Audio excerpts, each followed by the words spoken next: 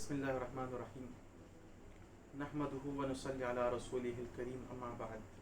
اللہ تعالیٰ قرآن مجید میں ارشاد فرماتا ہے، شہر رمضان الذی انزل فیہ القرآن ھدی للناس۔ معزز ناظرین کرام، ہر کوئی یہ جاننا چاہتا ہے کہ اس لاک ڈاؤن میں، اس رمضان المبارک میں ہمیں کون سی عبادتیں کرنا چاہیے، کیا کرنا چاہیے۔ اس لیے میں چند باتیں عرض کرنا چاہوں گا جو کہ بے حد ضروری ہے۔ ہم تو رمضان المبارک جیسے ہی شروع ہوتا ہے قرآن اٹھا کر بیٹھ جاتے ہیں اور قرآن پڑھنے لگتے ہیں۔ ایک قرآن ختم کیا، 2 کیا، 3 کیا، ایسا ہم قرآن ختم کرنے میں کمپٹیشن کرتے ہیں، مسابقہ کرتے ہیں، دوڑ لگاتے ہیں کہ کون سب سے زیادہ قرآن پڑھتا ہے، کون کتنے قرآن ختم کرتا ہے۔ لیکن کیا قرآن نازل کرنے کا یہی مقصد ہے؟ اللہ تعالیٰ قرآن مجید میں فرماتا ہے، شہر رمضان الذی انزل فیہ القرآن ھدی للناس۔ رمضان کا مہینہ وہ ہے جس میں اللہ نے قرآن مجید کو نازل فرمایا، جو لوگوں کے لیے ہدایت ہے۔ اب قرآن مجید اللہ نے نازل فرما دیا، کہ ہم صرف قرآن مجید پڑھنے سے لوگوں کو ہدایت مل جائے گی؟ ہرگز نہیں، بلکہ اس کے احکامات پر عمل کرنا بے حد ضروری ہے۔ عمل کرنے سے لوگوں کو ہدایت ملے گی۔ اگر ہم قرآن مجید کے احکامات پر عمل نہیں کرتے تو اس کا فائدہ ہی نہیں ہے۔ مثال کے طور پر ایک کمپنی نے ایک آدمی کو کہا کہ تمہارا جاب یہ ہے کہ تم لوگوں کی مدد کرو، جو کمپنی میں آتے ہیں انہیں راستہ دکھاؤ، لوگوں کو راستہ دکھاؤ تاکہ انہیں آرام ملے، آسانی ہو جائے۔ اس نے کہا ٹھیک ہے۔ اس کمپنی والوں نے کہہ دیا کہ تمہاری سیلری اتنی ہے۔ وہ آدمی آیا، کمپنی میں جوائن ہو گیا، اور جیسے لوگ آتے انہیں بٹھا کر انہیں جو ہے ہنسی مذاق کرتا، ان کے ساتھ مسخرہ کرتا، وہ جو ہے جوکس انہیں سناتا اور انہیں اس طرح آرام پہنچانا شروع کر دیا۔ تو کیا کمپنی والے اس سے راضی ہو جائیں گے؟ ہرگز نہیں۔ وہ تو کہیں گے کہ ہم نے کہا تمہیں کہ جو لوگ آئیں گے انہیں راستہ دکھاؤ کہ کون سے کاؤنٹر پر جانا ہے، کیا کدھر کہاں کون سی چیز ملتی ہے، یہ بتاؤ۔ لیکن تم یہ سمجھ گئے ان کو راستہ دکھانے اور ان کو راستہ ڈھونڈنے سے تمہیں آرام پہنچاؤ، یہ ہم نے کہا، لیکن تم وہ کام چھوڑ کر تم نے انہیں ان کی دلجوئی میں لگ گئے۔ یہ تو اس کا مقصد نہیں تھا۔ تم نے جو ہے کمپنی کے اصول اور کمپنی کا جو ہے مقصد صحیح طرح سے معلوم نہیں کیا، تم کوئی کام کے نہیں، ہم تمہیں اس کام سے برخاست کرتے ہیں۔ اسی طرح اللہ تعالیٰ نے قرآن مجید نازل فرمایا، ہم صرف قرآن مجید لے کر بیٹھ گئے، قرآن مجید پڑھتے ہیں، بے شک اسے ثواب ملتا ہے۔ قرآن مجید کے ہر حرف کے بدلے اللہ تعالیٰ ثواب عطا فرماتا ہے، بے شک ثواب عطا فرماتا ہے۔ لیکن کیا یہی مقصد ہے کہ قرآن مجید صرف پڑھنے کے لیے اللہ تعالیٰ نے نازل فرمایا؟ نہیں، ہرگز نہیں، بلکہ اس سے ہدایت حاصل کرنے کے لیے اللہ تعالیٰ نے قرآن مجید نازل فرمایا۔ تو ہمیں چاہیے کہ ہم اس رمضان میں قرآن مجید پڑھ کر ختم کرنے سے زیادہ اس بات پر توجہ دیں کہ ایک قرآن ختم نہ کریں، نہ صحیح، بلکہ روزانہ 1 رکوع قرآن مجید کا پڑھیں، ترجمے کے ساتھ اور اس کی تفسیر کے ساتھ۔ ترجمہ اور تفسیر کے ساتھ قرآن مجید کو پڑھنا چاہیے، تاکہ ہمیں قرآن مجید کے مقاصد اور احکامات پتہ چلیں اور اس پر ہم صحیح طریقے سے عمل کریں اور ہماری زندگی کو اللہ تعالیٰ کی خوشنودی کے مطابق گزاریں، اور اللہ تعالیٰ جس چیز سے راضی ہوتا ہے اس کو کریں اور جس سے ناراض ہوتا ہے اس سے ہم باز آ جائیں۔ تو ہمیں چاہیے کہ ہم روزانہ پاؤ پارا یا 1 پارا جتنا ہو سکے اتنا قرآن ترجمے کے ساتھ اور تفسیر کے ساتھ پڑھیں۔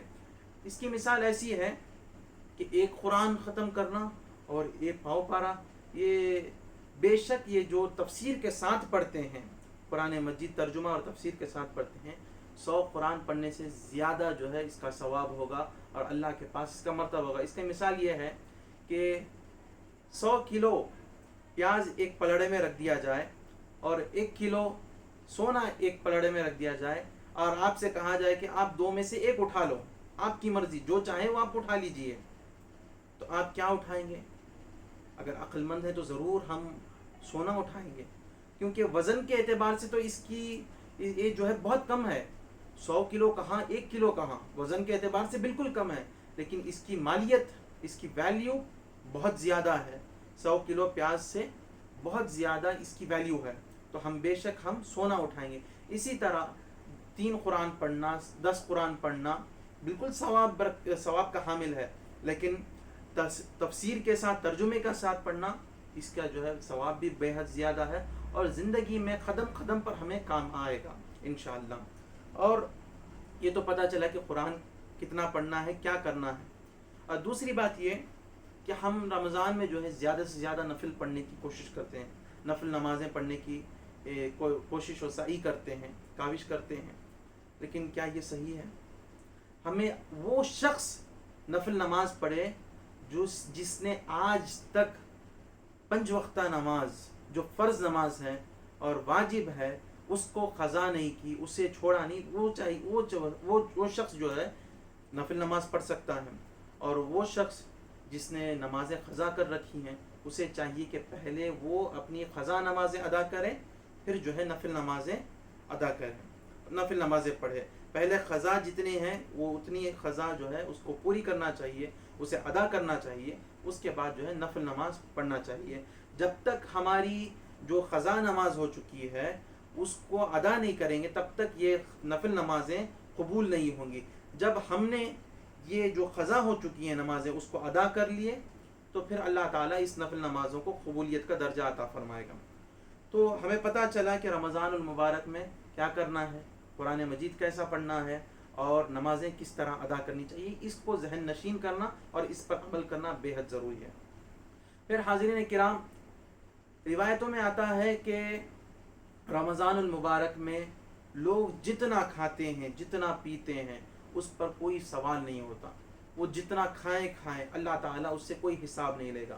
اور دیگر دنوں میں جتنا کھائیں گے اس کا حساب دینا پڑے گا، ہر ایک دانے کا حساب دینا پڑے گا کہ تم نے یہ کھانا کھایا، اس کھانے کی قوت سے تم نے کیا عمل کیا، تم نے کیا نیکی کی، تم نے اس کھانے کی قوت کو تم نے کس کام میں صرف کیا، اس کا سوال ضرور ہوگا. لیکن رمضان المبارک میں ہم جو کچھ کھاتے ہیں اس کا سوال بالکل نہیں ہوگا. لیکن اس کا مطلب یہ نہیں، یہ تو ہے کہ ہم سے سوال کھانے کے متعلق نہیں ہوگا، لیکن پڑوسیوں کے بارے میں بالکل ضرور سوال ہوگا. اگر آپ افطاری میں سموسے کھا رہے ہیں، بجی کھا رہے ہیں، جو ملا کھا رہے ہیں، پپایا کھا لیا، انانس کھا لیا، جوس پی لیا، سب کر رہے ہیں، لیکن آپ کا پڑوسی بھوک سے تڑپ رہا ہے، اس کے پاس کھانے کے لیے کچھ نہیں ہے، تو آپ سے ضرور سوال ہوگا.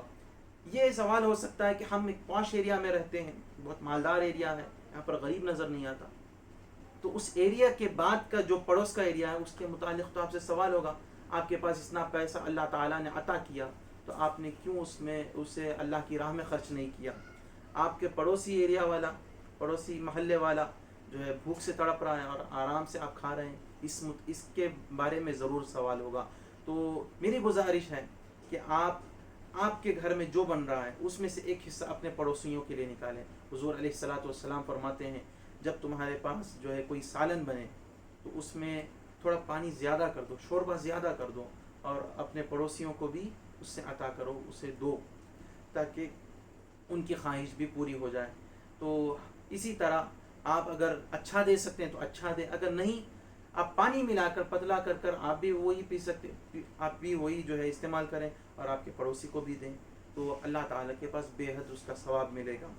اور حاضرین کرام، عام دنوں کے بارے میں ایک بات عرض کرنا چاہوں گا کہ جب مہمان آتا ہے تو خراسان کے علماء کیا کرتے تھے کہ بہت بڑا دستر بچھاتے تھے اور اس میں کئی انواع جو ہے کھانے کے اس میں پیش کرتے تھے، یعنی ہر طرح کے پھل اور ڈرائی فروٹس، کھانے وغیرہ. جب مہمان وہ کھا کر چلا جاتا تو وہ جو بچ جاتا ہے دسترخوان پر اس کو وہ سنبھال کر رکھتے ہیں، اور دیگر دنوں میں اس دسترخوان سے جو بچا ہوا کھانا ہے اسے تناول فرماتے ہیں، اور فرماتے ہیں کہ جو مہمان کے لیے دسترخوان پر نکالا جائے کھانا، اس کھانے پر اللہ تعالیٰ سوال نہیں کرے گا. امید ہے کہ بات سمجھ میں آ گئی ہوگی. اللہ تعالیٰ سے دعا گو ہوں کہ اللہ تعالیٰ اس رمضان المبارک میں ہمیں قرآن مجید سیکھنے اور سمجھنے کی توفیق عطا فرمائے، اور ہمیں پڑوسیوں کا خیال کرنے کی توفیق عطا فرمائے۔ آمین وآخر دعوانا ان الحمد للہ رب العالمین۔ السلام علیکم ورحمۃ اللہ وبرکاتہ۔